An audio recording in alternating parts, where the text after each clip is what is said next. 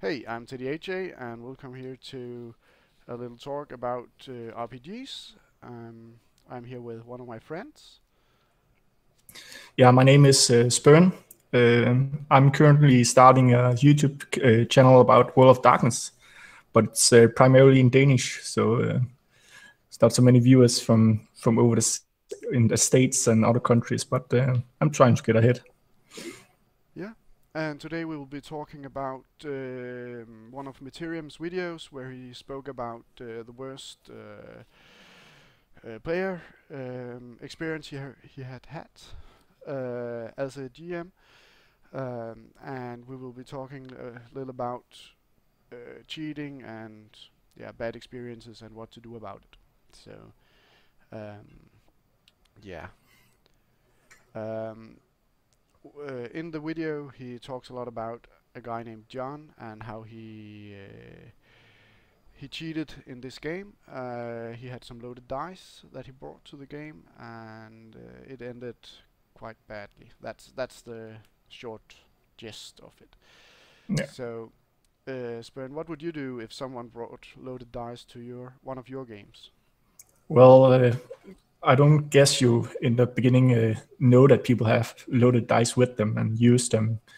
Maybe there goes like a half a session where you think, oh, that's incredible. They keep throwing 20s or 10s, matter of what kind of dice you use, of course. But I would really be sad to find out that I was being taken behind the light and I didn't know that this person was cheating without.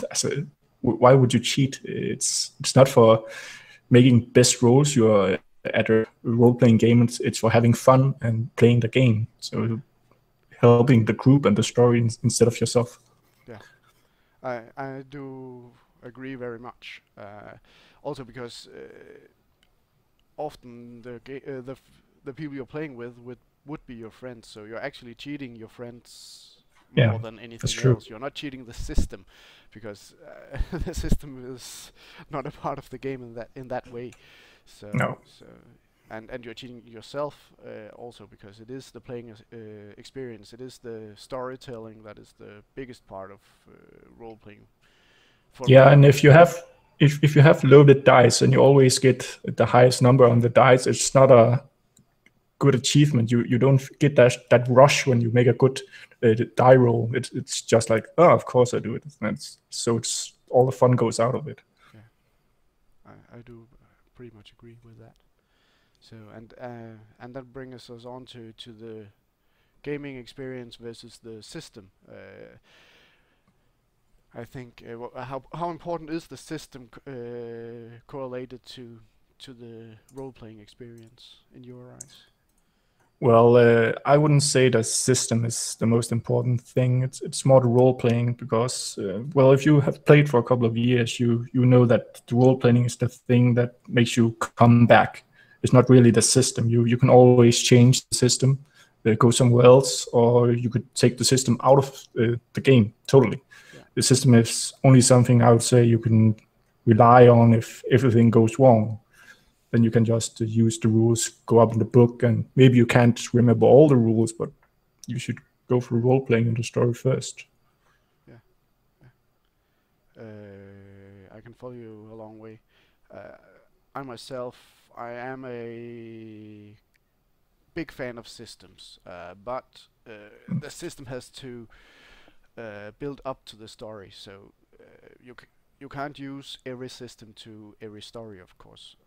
No, it has to fit in some way, but you can take something from different systems and put together if it works with your story or your overall idea. Yeah, yeah, exactly. And that brings us onto the. He calls this person John, and John he says that John is a power gamer and a. I think he calls it a system writer or something like that. Yeah. Um, and Mittirim kind of makes the distinction between these kind of players and good players. Uh, I myself find that distinction a little harsh. I can see what he means because I myself like the RPG part of it and the storytelling, of course. That's why I'm a DM. Yeah. But sometimes in some storylines, I find it more fun when the players actually have optimized. Of course, the game has to be built for it. I totally agree with that. But the optimizing of a character, as long as it fit within the storyline, I find it very fulfilling. Especially when I'm a player, of course, but also as a DM, because I think it makes the story more reliant in some way. And you Yeah, I see what you mean. But you have to be careful with the group. If you have many new players and many experienced players, it won't work, because the inexperienced players will get left behind if they don't get any help to make their characters and put the stats in the right order and what fits together. So they don't get that much out of the game, and then the rules lawyers or power gamers or whatever, they get the edge. yeah. And that can be a bad thing. But I will agree with you, if everyone are together and help to achieve some special kind of gaming experience with the rules in the game, of course you can do that. That's perfectly good game. Like political games, so like a good idea to use it in there. Yeah, I agree. And also, I when you have an unbalanced group, as you said, sometimes if you help the inexperienced players to make a strong character, and ask the more experienced players to make a less power creeped character, I find that can help too sometimes, because then even the most inexperienced player would get not an edge, but more of a fighting chance. Yeah, exactly. That was what I was looking for. Yeah, exactly. Yeah. Well, and at the same time, the inexperienced players with the good characters, they maybe don't know how to use these stats. So at the same time, they're not that overpowered again. Exactly. And the good role players who know the system, they can like do something extra to get a little edge and be on the same level. If you say it like that. And that correlates. But again, you're a GM and I am a GM, and we like the rules because we know the rules in and out. Yeah. So of course we would like the rules to be like go together. But sometimes it's not. That's just how it is. So. Yeah, exactly. And sometimes you have to realize that as a GM and change the rules during the game and say, I know the rules says this, but in this part of the game we have to change it to this, because in other ways it wouldn't fit to the storyline. Yeah, or you just say from the beginning of the campaign, the very first session, just say like, I'm not totally using the rules as they are meant to be played, but I won't go into that. If it gets like very important, I'll talk about it. So it's just like they know that you are like house ruling most of it, maybe. Yeah, exactly. So that can work. Improvising is good. Yeah.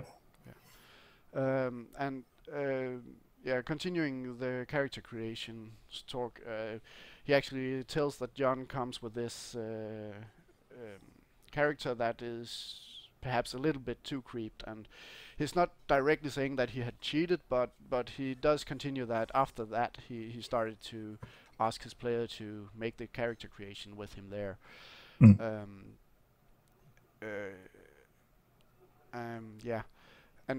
I don't know that kind of cheating. I'm not that nervous about that myself. If people cheat there, I mostly hope that it is a mistake, because the cheats you can make without being caught are so minor that they will not, in my eyes, do very much. Of course, if in a Dungeons and Dragons scenario, if a character has pure 18s in the attribute, or in a World of Darkness they have 5 all the way, you will notice that. Exactly. If they get like 1 dot up to 2, you won't notice it, and it's not a big deal, really. Exactly. But still, people shouldn't cheat. No, put no, extra no, no. stats down. And Yeah, exactly. As we started saying, they're not cheating anybody but their friends and themselves. yeah, exactly. Yeah, The gaming experience. exactly. Um,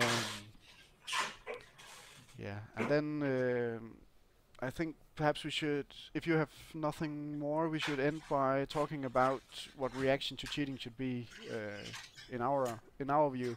Uh, but I don't know. Yeah. Do you have anything else you think we need to? No, not really. I think we've been through a lot of good subjects Yeah, concerned with cheating. yeah. But But if you caught something with with cheating in one of your game, would you expel them from the game, or would you